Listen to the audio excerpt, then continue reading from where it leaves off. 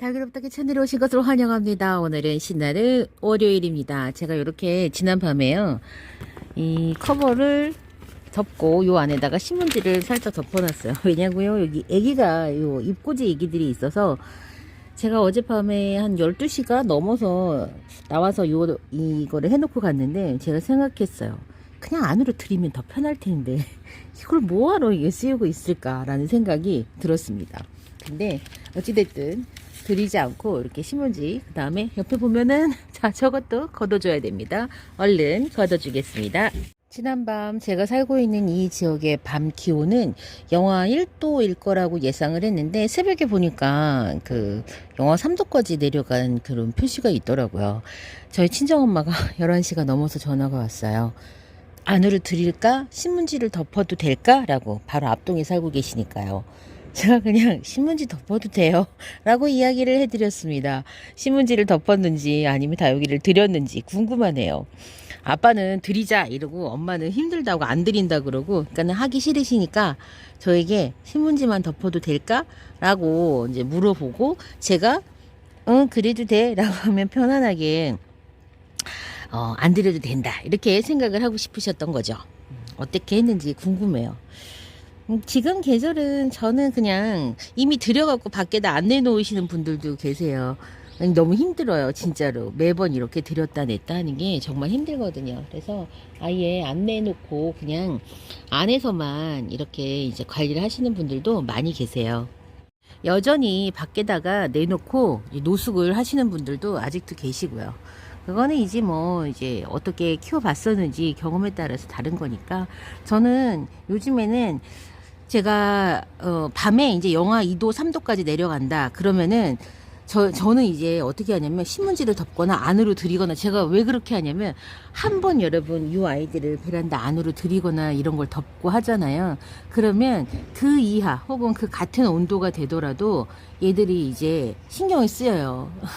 여러분 뭐 추울 때 한번 내복 입으면 그 내복을 이듬해 춘삼월이 올 때까지 못 벗잖아요. 그거랑 똑같아요. 그래서 항상 내가 영하 4도 5도까지 안 들였다 그러면은 영하 4도 5도가 돼도 경험을 해봤기 때문에 안 들여도 된다라고 생각을 하는데, 영하 2도 3도에서 들였다 그러면 이제 2도 3도만 되면 이제 들여야 되는 심리적으로 이제 그런 부담감하고 기준선이 생기는 거예요. 제가 지금 그렇거든요. 그래서 지난번에 그 추위에 한번 안으로 들이고 문을 닫고 잤잖아요. 이제는 그게 기준이 돼가지고 그 이하의 온도로 내려간다고 하면 제가 이제 아예 다육이를 드리게 돼요. 사실은 조금 더 낮은 온도에서도 버틸 수 있고 신문지 덮어서 버티게 하면 되고 그렇게 하면 되는데, 이제 심리적으로 제가 한번 그렇게 했기 때문에 이 아이들이 그 이하의 온도에서는 못 버티지 않을까라는 저만의 이제 기준 생각이 생긴 거죠. 그래서 저 요즘에 영하 3도라고 하면은 그러면 드리거나 아니면은 이걸 덮어주거나 제가 지금 그렇게 돼버렸어요.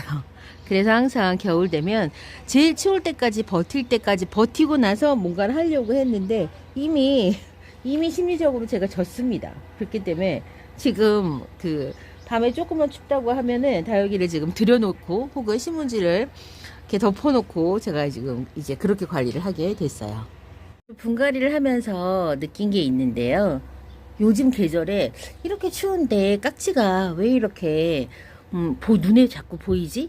라고 생각을 해봤는데, 이 깍지들이요 추우면 이 밑동 기저로 들어갔다가 다육이 물을 주거나 화분이 젖어 있거나 그럼 춥잖아요. 그러니까는 이제 눈에 보이는 곳으로 이렇게 올라온다고 하더라고요. 저는 어저께 키핑장에서 제가 살균하고 살충제를 가지고 왔어요 집으로. 그래서 오늘 저녁 때는 살균과 살충을 한번 하려고 해요. 근데 해보니까요, 만약에 진짜 그 농장 사장님이 이야기해 준 것처럼 이 화분이 젖어서 추워갖고 얘네들이 위쪽으로 기어 올라온다고 하면 화분이 한번 적게 물을 준 다음에 그 다음에 깍지약을 치는 게 그러면 좀 더 효율적일까?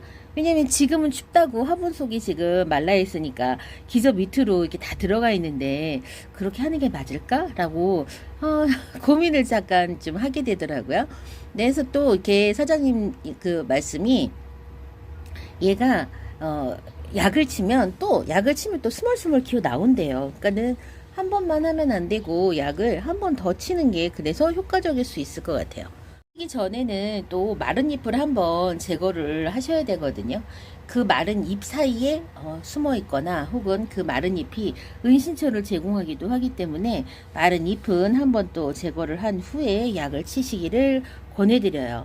네, 이제 처음 시작하시는 분들은 이 약을 하는 문제에 대해서 좀 스트레스가 있으시기 때문에 어쨌건 좀 살펴보세요. 다육들을 좀 자세히 살펴봐서 여러분들이 지긋지긋한 그 깍지가 천연살충제 혹은 퐁퐁이라든가 이런 그런 소주물 이런 걸로 없어지지 않는다는 걸 아시게 될 때가 오실 거예요.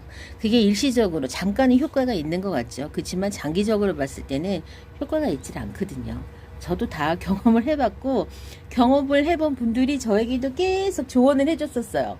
제가 웬간해서는 진짜 농약을 쓰지 않고 어떻게든지 해결을 해보려고 정말 애를 많이 썼거든요. 그래서 오늘 밤에는 일정이 요 다육이들 깍지약과 살균 살충제를 해주는 것이 제 목표고, 하기 전에 마른 잎을 떼야 되는데 마른 잎을 떼기가 쉽지가 않습니다. 하나하나 들고 떼야 되는데 아이고야, 여보세요. 요거 이렇게 있는 거 이것을 어찌 떼고 이것을 할까요? 아이고 참, 생각만 해도 오늘 다 못할 수도 있어요. 잘하면 오늘 다 못할 수도 있을 것 같네요. 이 바이바이올렛은 냉이를 입었어요. 냉이를 입었는데 얘는 잘라주면은 기저 부분이 살아있기 때문에 살 수 있을 것 같아요. 그리고 보면 지금 여기 목대 끝쪽이 이렇게 상했고 여기 다른 목대는 깨끗해갖고 살아있어갖고 지금 여기 지금 겨드랑이 밑에서 아기가 지금 다시 올라오는 애들이 있거든요.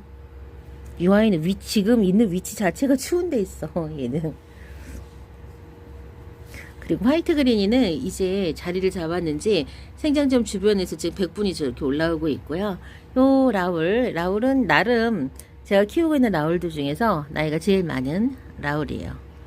그리고 아직 분갈이 안 해준 신입 다육이들이 좀 있고요. 요거 로사핑크 요 아이 자리 잡았나봐요. 짱짱해요. 비안뜨 묵둥이. 요 녀석 요게 얘 이름이 뭐였더라?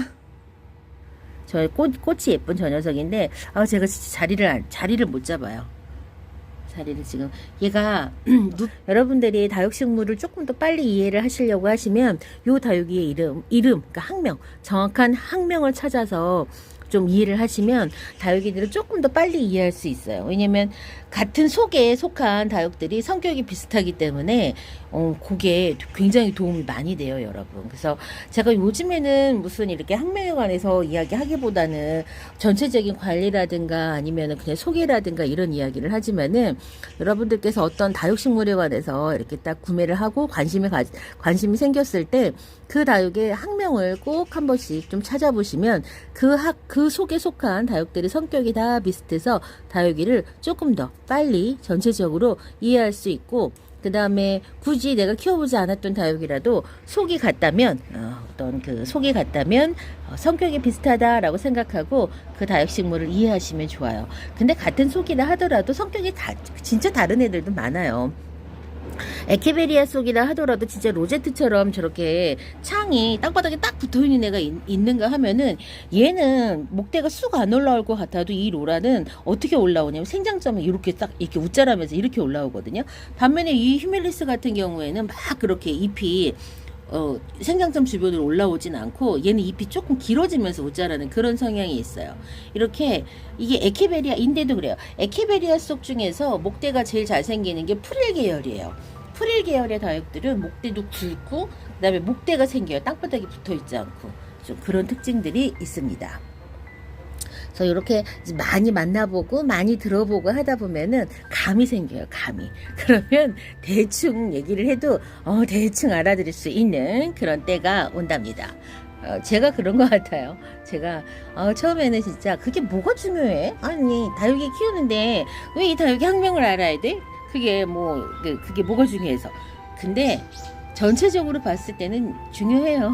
요 애만 키울 거 아니잖아요. 요 애만 키울 거 아니고 얘랑 비슷한 요런 애도 키울 거고요. 요런 애도 키울 거잖아요.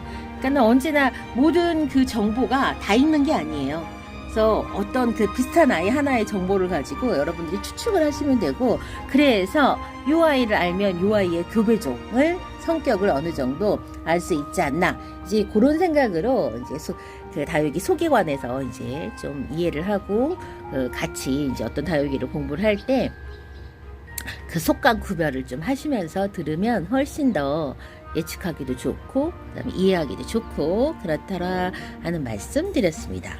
월요일 신나는 출발하고요. 저는 이따 오후에 다시 찾아뵐게요. 그럼 안녕히 계세요.